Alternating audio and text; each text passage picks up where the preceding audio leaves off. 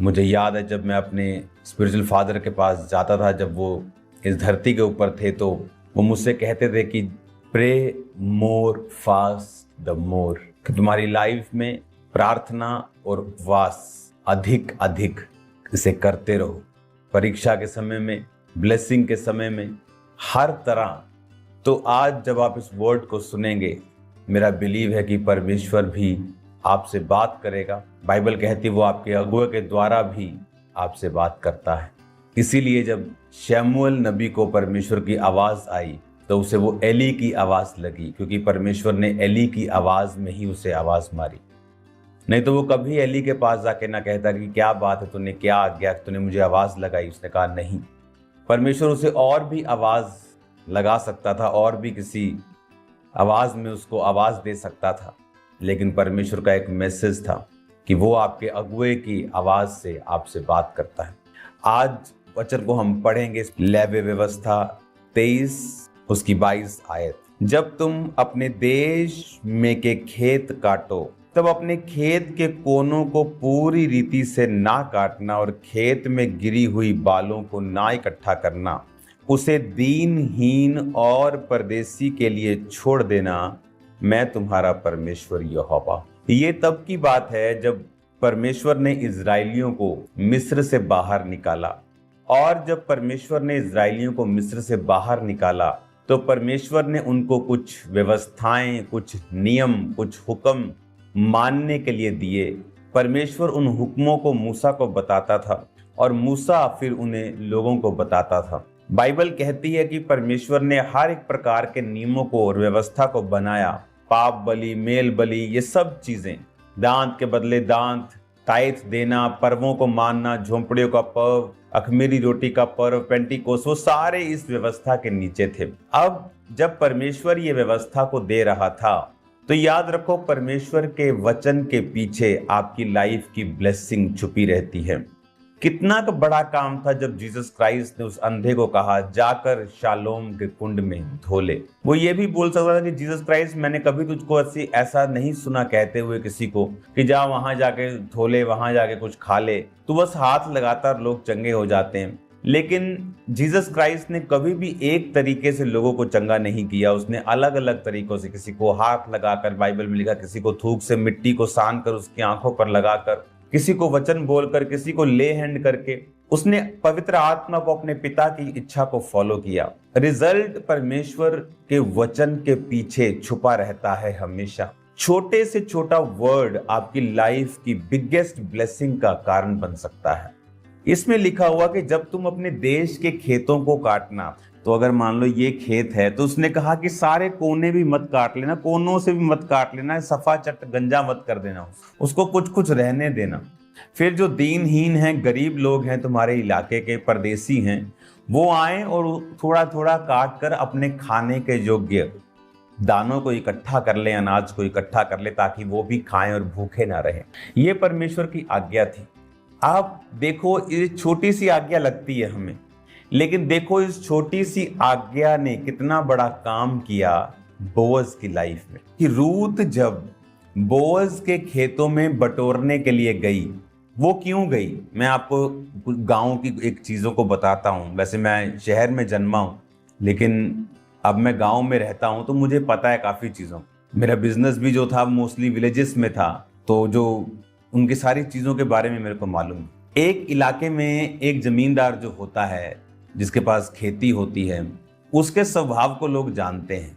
और जो गरीब लोग परमेश्वर ने कहा कि तुम्हारे खेत में बीनने के लिए आएंगे, तो वो ऐसा नहीं है कि वो कोई आपके पास श्रीलंका से आएगा, जिससे आपको मालूम, आपका मालूम नहीं, आपको उनका, ऐसा नहीं। आप ही के आसपास के इलाके के लोग होते हैं, उनको मालूम होता है जमींदार कैसा है, ये बंदा कैसा है, ये जमीन का मालिक कैसा है, ये थोड़ा लालची है, ये थोड़ा अच्छा है, ये थोड़ा। अभी बहुत से लोग हैं ऐसे जमींदार जो रोज उनके घर से कितने लोग लस्सी लेके जाते हैं पंजाब में फ्री में। बहुत से लोग ऐसे हैं जिनके घरों से लोग साग लेके जाते हैं फ्री में। तो ऐसा लोग यहाँ पे करते हैं। तो बंदे को मालूम होता है कि जमींदार कैसा है, मजदूरों को मालूम होता है कि ये बंदा कैसा है, इस इलाके के मजदूरों को मालूम होता है कि ये दिहाड़ी लानी है, ये नहीं लानी। आप समझ रहे हैं मेरी बात?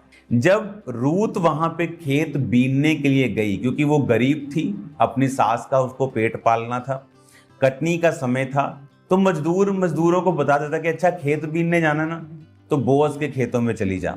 वो बाइबल को मानता है, वो वचन को मानता है, और वो खेतों के किनारों को छोड़ रखता है। बहुत से लालची भी होंगे जो थोड़ा थोड़ा छोड़ते होंगे, तो इतना छोड़ दे, वचन भी पूरा हो जाए, मेरा नुकसान भी ना हो। लेकिन कुछ लोग परमेश्वर के वचनों पे चलते हैं, और बाइबल कहती है जिसने बिखेरा, जिसने दिया, उसको कोई खटी ना हुई कभी भी। अब रूत को ये मालूम था कि ये बंदा ठीक है, ये खेत का मालिक ठीक है, इसके खेत में चलती हूं तो मुझे कुछ मिल जाएगा। एक वचन को मानने से जो बोअज ने माना, मजदूर के रूप में, परदेसी के रूप में रूत उसके खेत में उस फसल को चुगने के लिए आई, और वही उसकी पत्नी बनी, वही दाऊद की परदादी बनी। एक यहोवा के वर्ड को फॉलो करने से बोअज परमेश्वर यीशु मसीह की ब्लड लाइन में जुड़ गया, उसके वंश का अधिकारी बन गया, उसका नाम सदा तक आज तक लिया जाने लगा। अगर रूत खुदा के वचन पे चलने के कारण कि उसने अपनी बूढ़ी सास और परमेश्वर को नहीं छोड़ा और दुखों को एक्सेप्ट कर लिया कि मैं तैयार हूं दुखों में रहने के लिए, लेकिन परमेश्वर यहोवा को छोड़ने के लिए तैयार नहीं हूं, इस वजह से परमेश्वर ने उसे अपनी ब्लड लाइन में जोड़ा।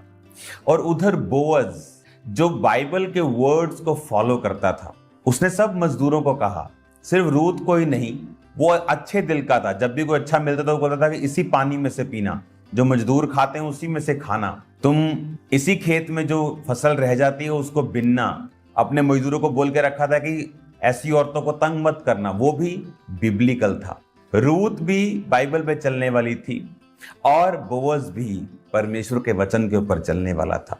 बोअज अपनी मर्जी से खेतों को, साथ जो नुकरें होती थी, परे परे की फसल, अपनी मर्जी से नहीं छोड़ता था। उसे पता था कि ये पवित्र वचन का हुक्म है, ये बाइबल का हुक्म है कि जब तुम अपने देश के खेत काटो तो खेत के कोनों को पूरी रीति से ना काटना, खेत में गिरी हुई बालों को ना इकट्ठा करना, वरन उनको दीनहीन और परदेशी के लिए छोड़ देना, मैं तुम्हारा परमेश्वर यहोवा।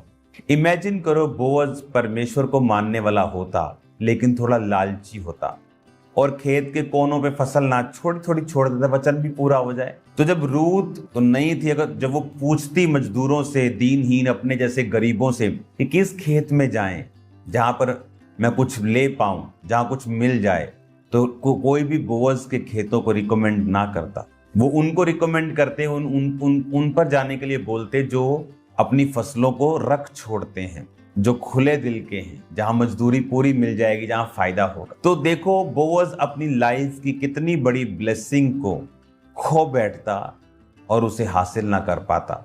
आज अनगिनत लोग इस दुनिया में परमेश्वर के छोटे से छोटे हुक्म को तोड़ के अपनी लाइफ की बड़ी से बड़ी ब्लेसिंग से हाथ धो बैठे, मिस कर बैठे हैं। अपनी अपनी रूत को, अपने अपने बोअज को वो मिस कर बैठे हैं, अपनी अपनी आशीष को वो मिस कर बैठे हैं।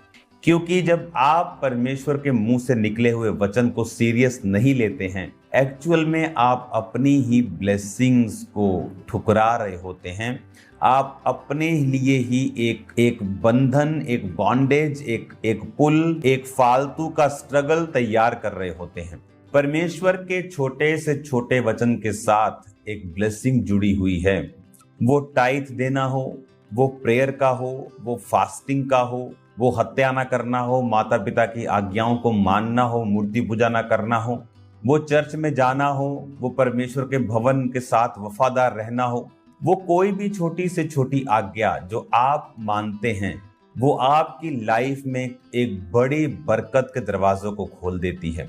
अब बोअज को ये बात मालूम नहीं थी कि उसका ये छोटी सी आज्ञा को मानना उसकी लाइफ में एक बड़ी ब्लेसिंग का रीजन बन जाएगा। बोअज के पास पैसा था, रुतबा था, जमीन थी, जायदाद थी, लेकिन वो मैरिड नहीं था। तो परमेश्वर ने उस बंधन को भी तोड़ा, लेकिन बंधन टूटने का कारण अगर आप बाइबल में देखें तो ये वचन था जो लेवी व्यवस्था 23 उसकी 22 आयत में लिखा था। इस वचन को बोअज मानता था और परमेश्वर से डरता था, और यही वचन उसकी लाइफ के उस बंधन को तोड़ने का कारण बना और उसकी डिलीवरेंस हुई और उसकी मैरिज हुई। और मैरिज से भी कौन से वंश पैदा हुए? ओबेद पैदा हुआ, दाऊद पैदा हुआ, जीसस क्राइस्ट पैदा हुए, आप और मैं पैदा हुए। मैं और आप भी आज इसी बोझ के वंश से कहलाते हैं, क्योंकि ये दाऊद का वंश है, क्योंकि जीसस क्राइस्ट का वंश है। जब हम जीसस क्राइस्ट में नया जन्म लेते हैं तो हम उसके वंश के, अब्राहम के वंश के भी बन जाते हैं। तो एक व्यक्ति जब परमेश्वर के वर्ड पे चलना शुरू करता है, वो वचन आज कल परसों कभी ना कभी आपकी लाइफ में एक बड़े दरवाजे को खोलेगा। उसके वचन को तुच्छ जानने वाले बाइबल कहती है तुच्छ समझे जाएंगे।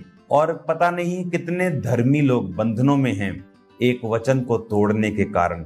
कितने धर्मी, कितने पास्टर्स बॉन्डेजेस में हैं और अपनी डिलीवरेंस की वेट कर रहे हैं, क्योंकि एक वचन को वो फॉलो नहीं कर रहे।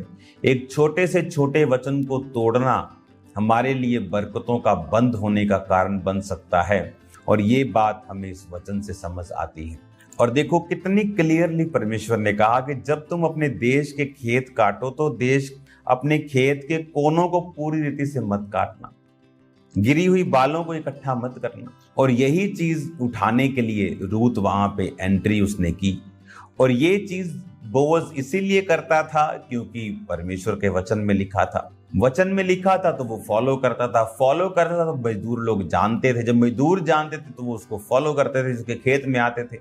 और इसी जरिए से परमेश्वर ने एक ऐसी वाइफ जो परमेश्वर के साथ वफादार थी उसको दी। आप प्रभु से वफादार हैं, वो आपको वफादार पार्टनर देगा। आप प्रभु से गद्दारी करेंगे, आपके लोग भी आपके साथ ऐसे आपको मिलेंगे जो आपको सिरदर्दी देंगे। आज बहुत से लोग, उनकी लाइफ में जो लोग हैं उनके आसपास, वो लोग नहीं, वो सिरदर्दी हैं, वो एक पेन है उनके लिए। हालेलुया।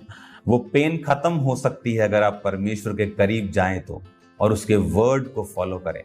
जब तक वो पेन, वो माइनस करने वाले लोग आपकी लाइफ से नहीं जाएंगे, आप कभी बरकत नहीं पा सकते। और ऐसे लोग कभी नहीं जाते जब तक आप परमेश्वर में एक सर्टन लेवल तक नहीं बढ़ते और आप परमेश्वर की ओर नहीं मुड़ते।